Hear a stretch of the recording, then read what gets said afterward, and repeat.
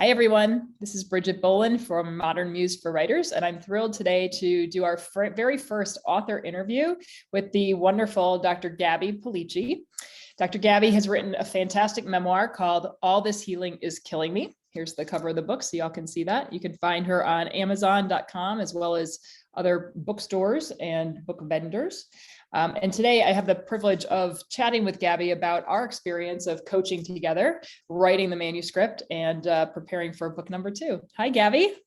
Hi, Bridget. So happy to be here with you today. Oh, thank you. Me too. So wonderful to get to see you again and spend some time with you. I've missed you since we've ended time. But it's a good ending. It's a happy ending because you have a book that is not only a manuscript draft, it's published, it's out. Show it to everybody again. Yes. Killing me. And you can tell your audience that it's a #1 Amazon bestseller in the category of depression. It's a #2 Amazon new release bestseller in the category of women's memoirs and biographies. It's doing really well. It's getting 5-star reviews across the board. So I can't be more pleased with the outcome. It's really a very just heartwarming outcome for this project. Well, it feels to me like it's right on the mark because I know this story inside and out now, and I know you and how much of your heart and your passion are in this book.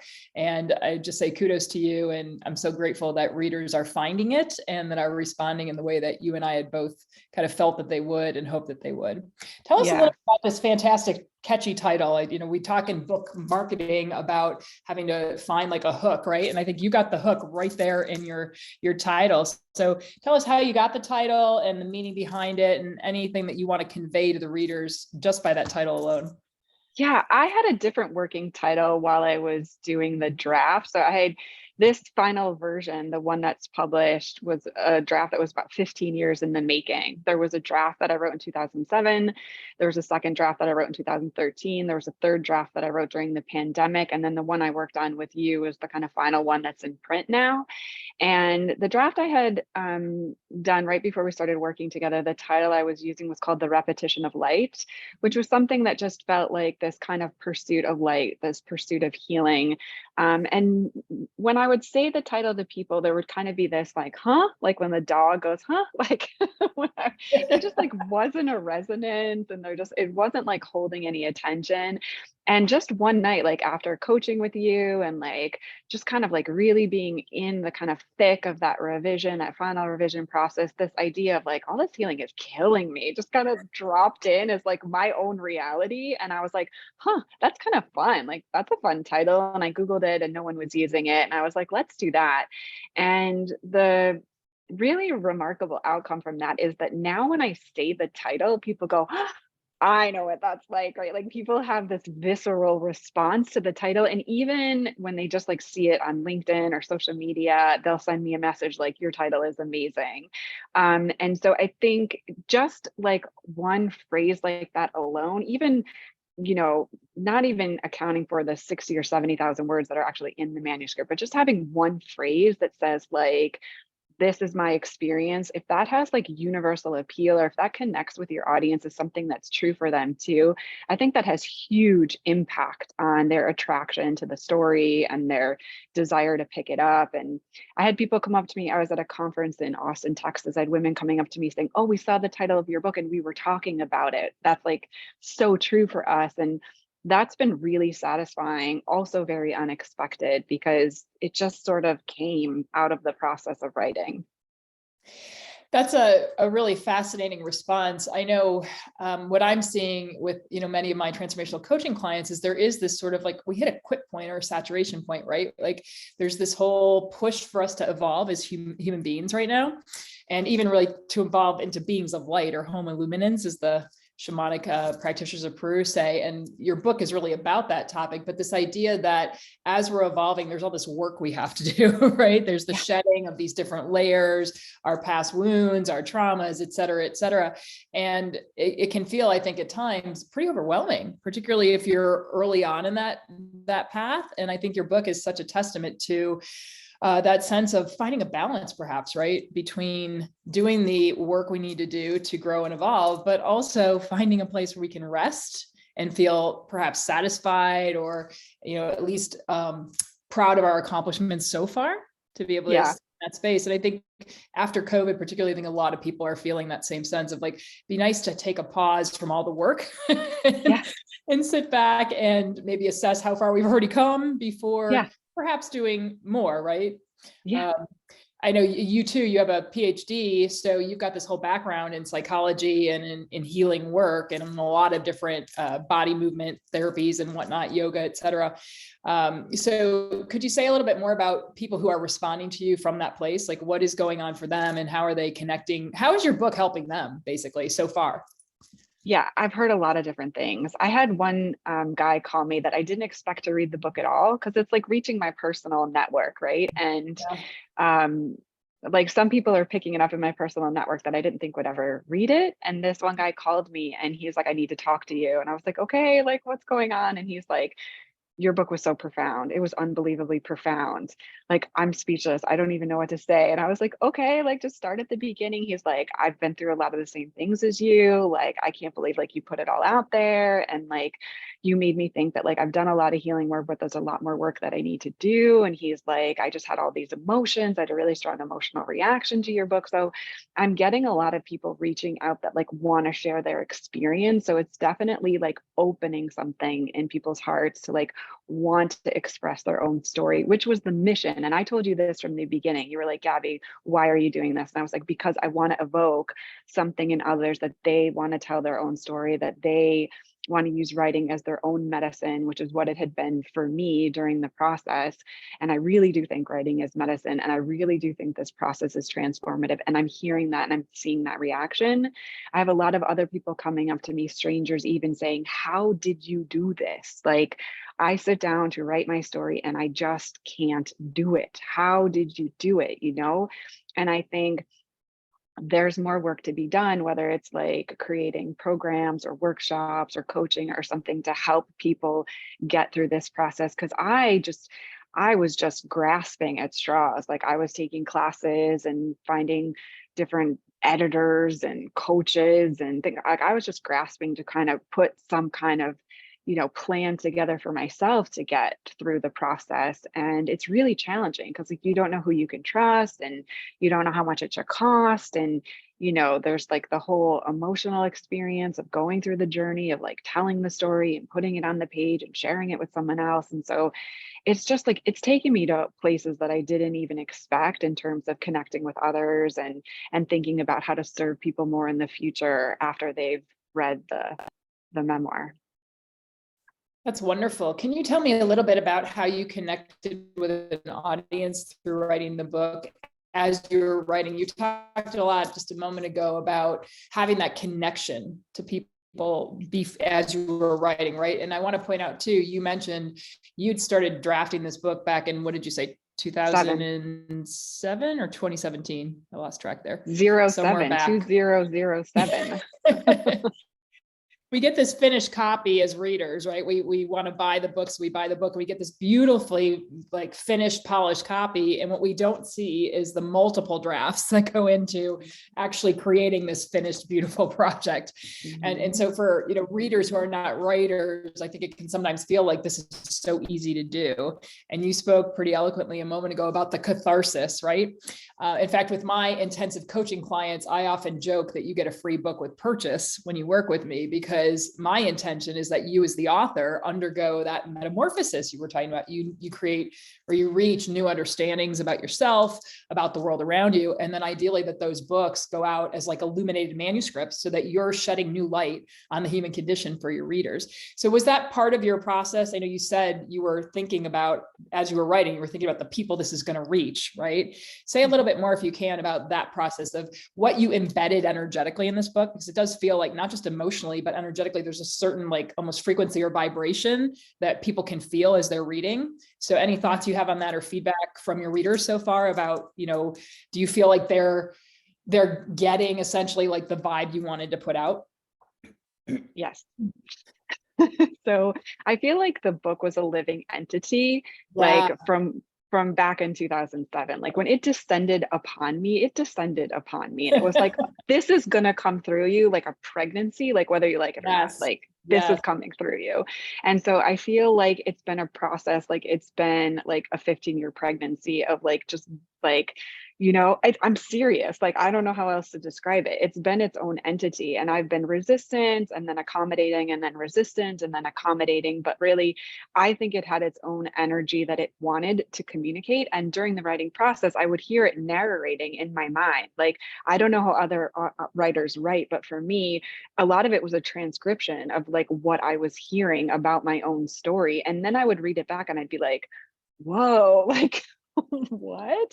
And I would get feedback from you like, this writing is really beautiful. And I'd be like, I know, isn't it really beautiful? Like, almost like surprised, like at like what was coming through, like, yeah, you're right. That's like really beautiful. So a lot of like that, I don't know if you would call it channeling or whatever, divine inspiration. Like, I don't know what language you would use, but I really do feel like it had a life of its own when it was coming through.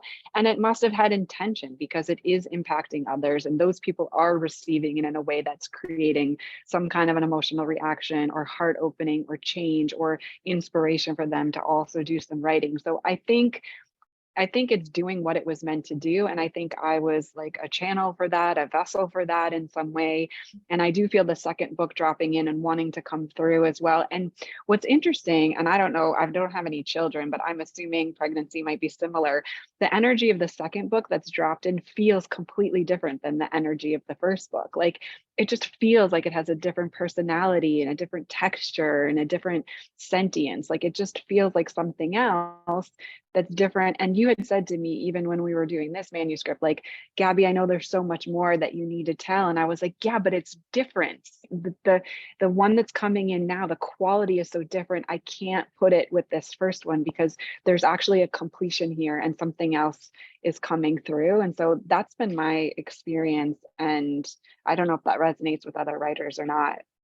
Well, it certainly resonates with me as a writer as well as with a coach. I mean, I do think there are books that feel to me like they are dropped down, as you described, or channeled, whatever word somebody wants to use about it. It's a very different feeling from when you're manufacturing something with your mind. There are times that I'm writing and I can feel I am doing the work and it's kind of effortful. And then there's these other times, like you said, where you can hear these voices in your head. I always laugh about that, right? Like with my first novel, The Doula, I used to think I wasn't a fiction writer. I was writing memoir, and I really appreciated fiction writers. I was like, how do they do that? I don't know how they make stuff up. Like I just, that wasn't my forte. And literally with The Doula, I woke up in bed one morning with this woman's voice in my head, and it was the first line of the book. And I kind of looked around like, am I crazy? Like, what is happening here? Kind of worried for my mental health. But then she just kept talking to me, and it was like, oh, wait a minute. I'm supposed to like write this down for this woman. And that's how I wrote my first book. My first fiction book was from that place of just listening really deeply to this voice that just kept showing up. Elizabeth Gilbert in Big Magic, her book about creativity and writing, talks too about this sense that like there's certain wisdom that wants to come down for humanity at any given time. And I love her as sort of a cautionary tale, because one of the tales she tells in that book is about her experience with Anne Patchett, where Elizabeth had been working on a novel. Yeah, she'd been working on a novel and she put it aside to work on her book about marriage. And then like a year later, she was at a writer's conference and she meets Anne Patchett and they start talking. She's asking Anne what she's working on. Anne starts describing Elizabeth's novel. And Elizabeth's like, I was working on that and I put that down. And they figured out that like the time between when Elizabeth put the topic down and Anne picked it up was like literally 24 hours.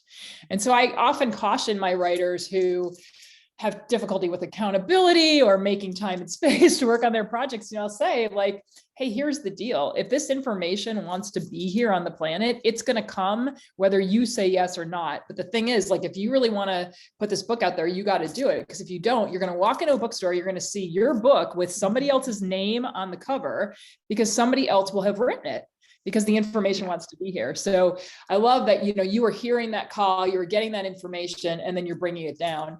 And in regard to the second book, as I was thinking about our interview today, I was thinking about this idea of like, there's like a time and a space where we need to process the past, right? We need to work through the trauma. We need to make sense of what's happened to us and all of our experiences. And ideally we move off the victim point on like the triangle of disempowerment, and we move more into like an empowered actor, being an empowered actor in our own lives.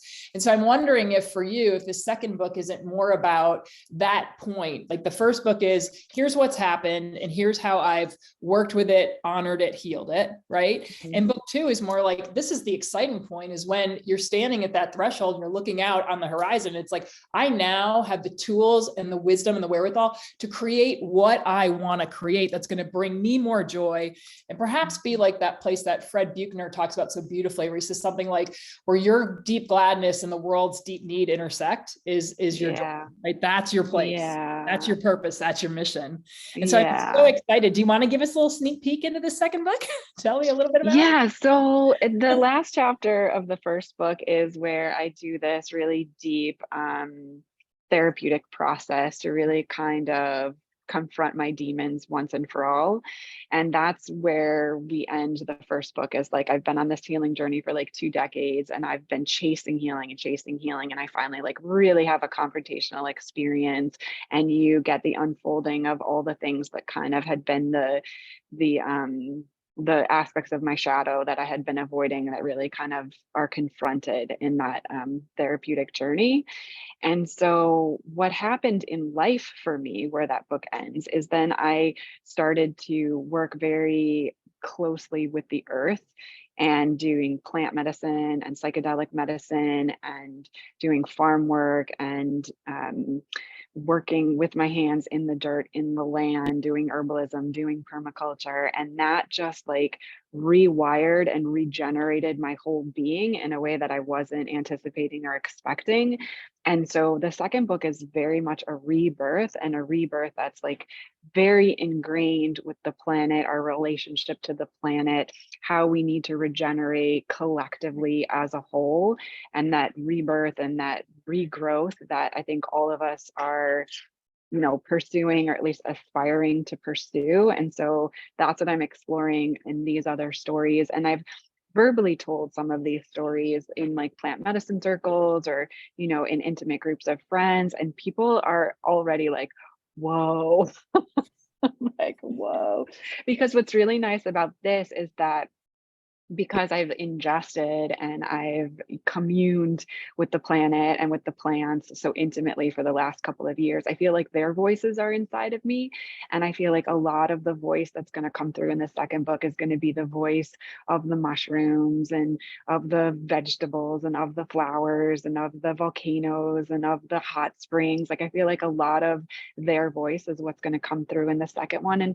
And I do feel so much more contentment and joy in that, because so much of the voice that was coming through in the first book was the shadow, and it was the trauma, and it was the pain, and that was like a hard voice to hold, which is why I had to take these long breaks in between drafts. Because when you hold that, like, you're holding it in every cell of your being, it becomes who you are during that process. It's a very like physical experience for me. And so now, like, to be writing from this place of these like delightful beings and sentience, it's like, it's just a very different experience. And I do feel a lot lighter than I did in writing the previous memoir. Oh, that's so beautiful. And I'm like chuckling as you're talking, because I'm thinking about the beginning of the book, where you started out as a late teenager, early 20s, like fashion modeling in Europe and New York City and everything else, right? And your trajectory has just been so fascinating to watch you move from fashion model to PhD to healer extraordinaire and teacher extraordinaire, and now into this next phase. And I just am so thrilled and excited for you to continue to lighten up in the way that you are, and to do what you're doing to lighten up the planet. How do you feel about the process of coaching? I'd love to hear a little bit about like the energetics and mindset tools that, you know, that I bring as a shamanic practitioner to my work with my clients. Was that supportive for you? And if so, how? And anything you want to share about that process? I mean, the only reason this book is in the world is because of you. Oh. And I mean that with total sincerity. I had a call with you in February of 2022, and I had been interviewing editors, and I had worked briefly with some editors. The whole process was arduous and uncomfortable. And like, it just never, it always felt like the shoes were too small or too big, you know, something wasn't right. And I had a call with you because I was hoping to publish with She Writes, which I didn't end up choosing, but they referred me to you, and I had a call with you, and I like immediately liked you on the call because you were like you gave no fucks in the conversation. You were like, okay, Gabby, I hear you. I feel like I'm in alignment with this project. Like, when do you want to start working on it? And I was like, well, I've been farming for the last couple of years and I don't have any money. And you were like, well, go get the money. That's what you said to me. You're like, go get the money. And I was like, who is this lady? I was like, why? This is ridiculous. And then you were like, you said to me, like, you know how to manifest stuff. Go manifest the money and call me back when you have the money. And I was like offended and also like super impressed at the same time. I was like, this lady's got big balls. So I hung up the phone with you and I was like, fuck this. And then I went and I like got this fancy job, and they were paying me like tens of $1,000s a month. And I was like putting it away and putting it away and putting it away. And it took me, you know, I think I called you back in October. It wasn't that So long. maybe like 6 8 months months maybe? later. And I was like, I got the money, Bridget. Here I am. And you're like, good, let's do this. And then we like jumped right back in, like where we had left off, like in the previous conversation. And like, it's the best choice I ever made. You're worth every single penny. Like, this book only came through because like you held the space for it. And one of the things that I would say to anybody who's considering working with you is, I said to you in the beginning, like, I cannot see the light at the end of the tunnel. I am going to surrender to you. I'm going to do everything you tell me to do. And you better fucking get this book out into the world because I can't do it. And you were like, I will get it out. I guarantee you that we will get this done. And I was like, okay. And then like, even for like the first couple of weeks when you were giving me notes, I was like, I hate her notes. I don't want to follow her notes. But like, I had already made the commitment, and I had, you know, I told my best friend, I'm committing to this woman. I think she's badass. I'm committing to it. My friend was like, then you need to commit. Like, don't be stubborn. Don't push back. Just do whatever she tells you to do. And I was like, that's what I'm going to do. And so that's what I did. And I feel like that was important for me to just completely trust you, like 100%, and not to be like, yeah, but like, I don't want to do it like that. Like, because I feel like for you, you really do hold the whole thing. Like, you really can see the book in its completion, which I couldn't see it in its completion. I could feel it, but I couldn't see it in its like materialization completion. But you had already done this so many times with so many authors that you were like, no, the book is done. Like, let me just help you get it, you know, physically out. And I was like, okay, whatever. So for me, it was like picking you, loving you, trusting you, surrendering to you, and just like letting the process happen. It is so much, you know, as you're talking, it's like, it reminds me, it's so much like a childbirth. I work as a doula for literal births, baby births, as well as book births. And it always sort of stuns me how similar that creative process is, no matter what you're birthing, right? And to have somebody walk alongside you, which, you know, I'm so grateful. I've had my own mentors who have done that for me, my own book coaches, including Jeff Davis, who helped me birth the doula. But that process of allowing yourself to bring in that support and really like call it in, right? And I want to talk about that money piece for a bit, because it's really important. I think particularly as women, we don't want to invest in ourselves, right? We feel bad about investing in ourselves and our businesses and our projects, especially our creative projects, especially if there's a fear around like, will this even pay off? Will this book go anywhere, reach an audience, et cetera? And to be able to acknowledge that when we step into this role, we're saying to spirit, like, hey, I'm hearing this call, right? I'm hearing this call that this story needs to be out there. I'm willing to do it. But then like sitting across the table from spirit and negotiating your terms, like, I'm willing to show up and put in the time and the effort and the energy, but you got to bring me a book doula. You got to bring me the resources to pay that person. I said that. Need. No, I said that to the universe for like the whole last year. I was taking these beach walks and I kept saying, you got to give me the money. You got to give me the editor. Like, I did my part. You have to show up for me. I did. And I told this to someone else too. And they said, you just like asked the universe. And I was like, yeah, I was like, these are the terms. If you want this, these are the terms. And my friend was like, oh my God, that's amazing. Like, And isn't it amazing? What's more amazing is not only do we ask, but what comes back to us, right? What gets reflected back is we get what we need when we stand in that place of our self-empowerment, which is like our third chakra, or that will center in the middle of our body, right? We really root in there, and we're super clear, like this is aligned with our purpose and our mission for being here on the planet. Everything we need suddenly just shows up, and it's such a brilliant process. And I think it's a really important piece. I know personally, when I'm ready to take in a new client, I sit down and I put that call out there. I energetically like send out a little signal. It's like, hey, I'm ready for somebody who's willing to work as hard as I am, because my time and energy is really precious and pretty limited. I'm a single parent. I've got my own creative projects. So the projects I take on, I want to feel 100% invested in. And I want to feel, like you said, like I can see the end product before it's created, right? It always reminds me, I kind of chuckle because as a kid, I love to do puzzles, and puzzles are rearranging, taking pieces and putting them in a particular order so that they make a beautiful picture. And for me, it's sort of like the Queen's Gambit, where she saw the chess pieces on the ceiling. I feel like I can always see the scenes of the chapters, and they start rearranging themselves until that finished product is there. But really, it wasn't until I did my shamanic training that I understood that like quantum physics teaches that time is collapsible. So the book, this is already done before you put a word on the page, right? It's just a matter of accessing that, which is a really different process for most people than writing from up here again. It's so different.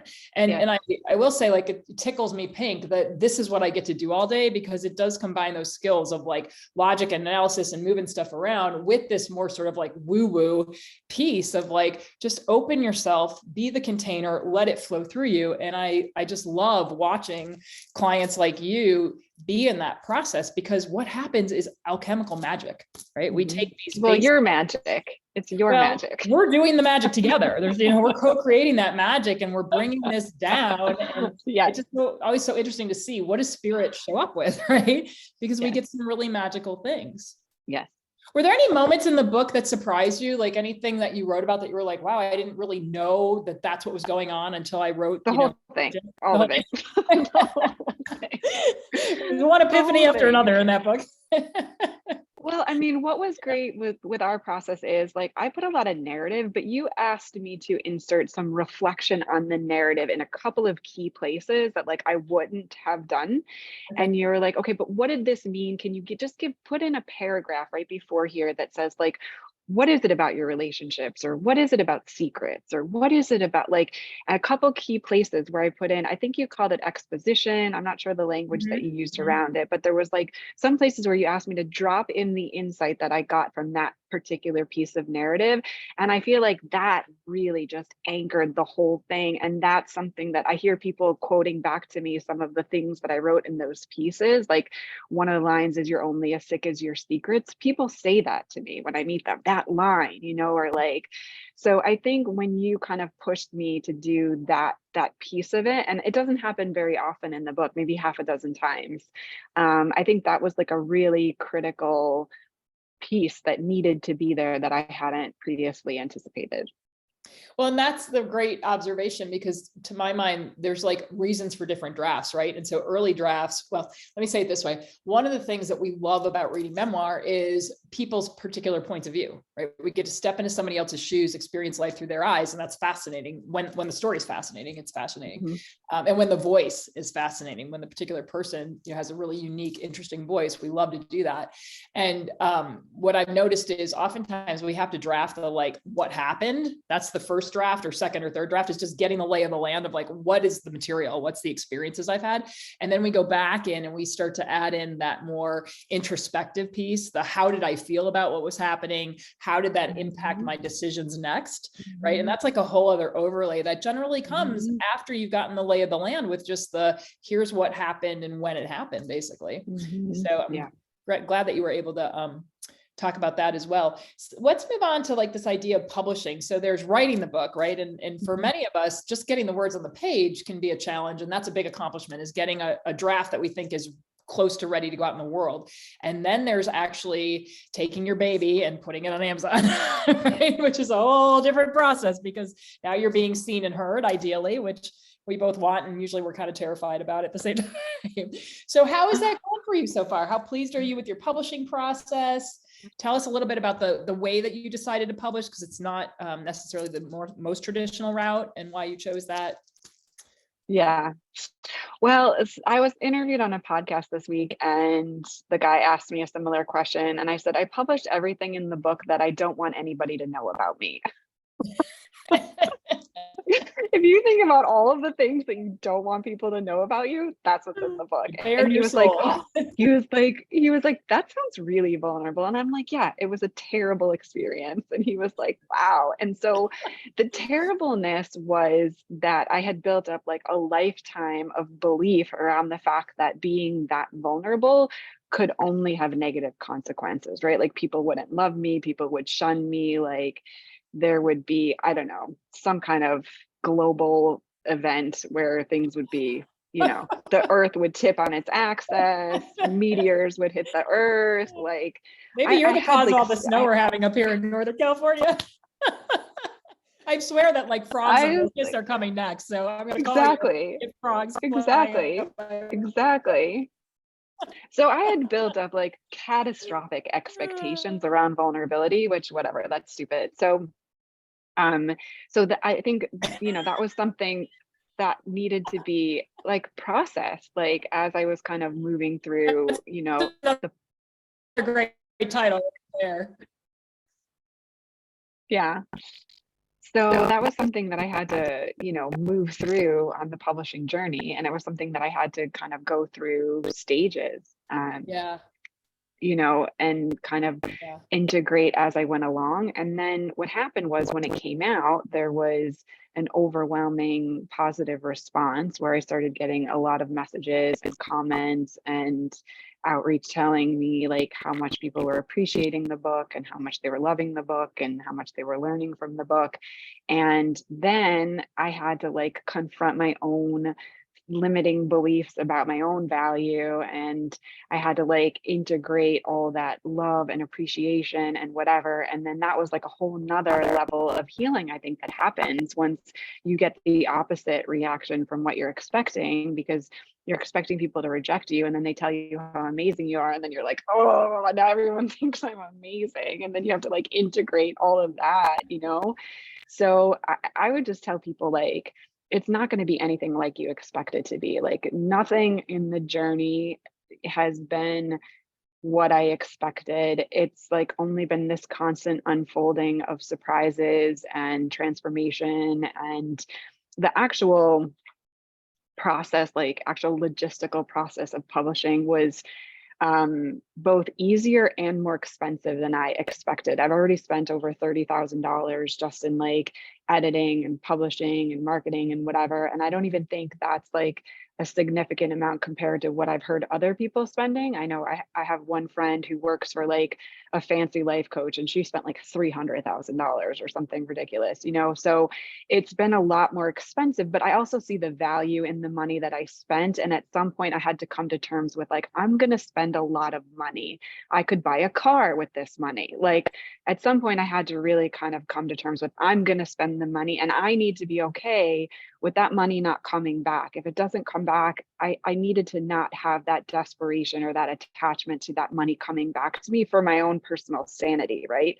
Like I couldn't be counting every dollar going out and counting it coming back in again. So I mean, I would say to anybody that's planning to do this well, like to create a finished product that you're really proud of and that's really professional, put away some money and plan to spend the money and not be too worried about, you know, what the ROI on that money is going to be. Because I still, at this point, the book's been published for a month, I still have no idea.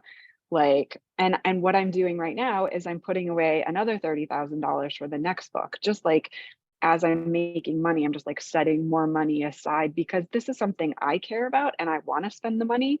But like I had no idea that I was getting into this kind of financial commitment when I started. And I think it's something that people should be aware of. I don't feel like there's enough transparency on publishing, and I think there's like a lot of weird, I don't know, like ambiguity around publishing, especially when it comes to like traditional publishing or hybrid publishing or, self-publishing, and what are they, and what can you expect, and what are the benefits, and what are the drawbacks, and what are the royalties, and what are the, you know, I think it's very, very confusing. And I feel bad for most authors that are on this journey, because it takes a long time to figure it out, how to work with people with integrity, how to like manage your budget around this, how to make the right choices. I feel like I got really lucky because I'm happy with the outcome. I'm happy with my editor. I'm happy with my publisher. But like, it could have turned out, in any number of ways that I may or may not have been happy with. So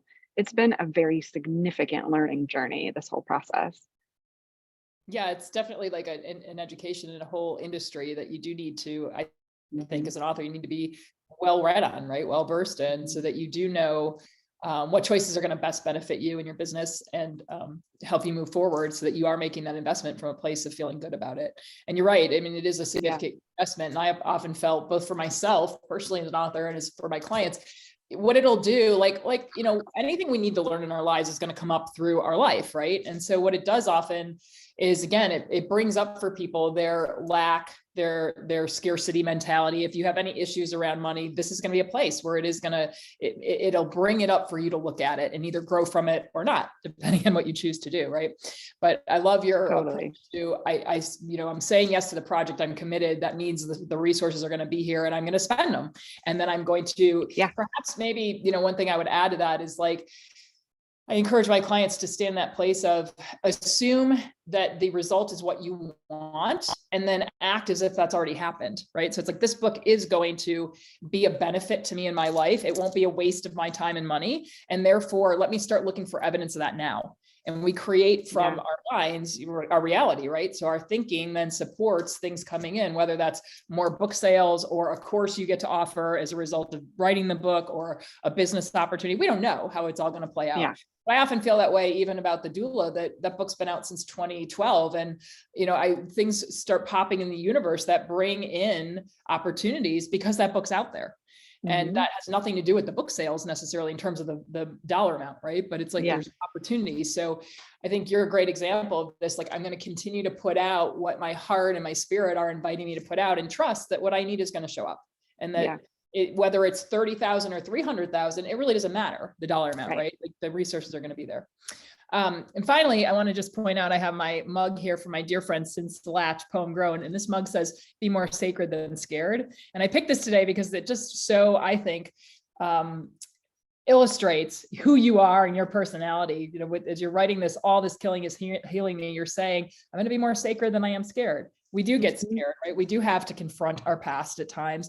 You went deep into your childhood and into trauma and challenges that you had with your family of origin, and then through your experiences with dating and relationships overall, right? Friendships and whatnot.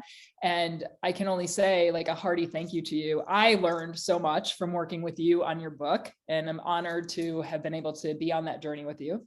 I'd love for you, as a wrap up here, let us know where listeners can connect with you. And also, if you do have some podcasts or workshops or something coming up, share those right now too, and share your website so that people can find you. So my website is just my name, GabriellePelicci.com, and there's a press page there with all of the podcast interviews that I've been doing. I think I have 7 or 8 podcast interviews this month alone. So there's quite a bit of content that's coming out around that.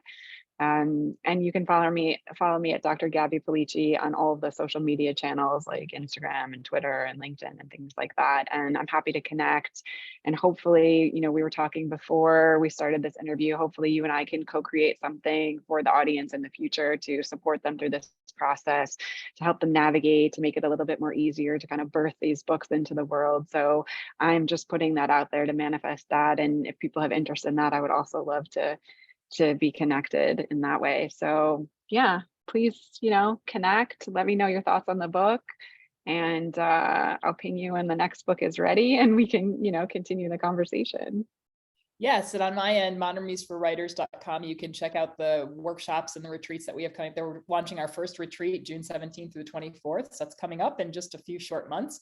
There'll also be a writers pilot program coming up in September to watch for. And as Gabrielle mentioned, we are going to try and do something together, some kind of a program for people as well to help other writers who want to birth their books in the world like she did. Gabby, thank you so much again. Really appreciate you taking the time and the energy today to be with me. It was awesome to be here with you. Thanks for having Really me. great to see you again. We'll talk soon. Okay. Thanks. Bye. Bye.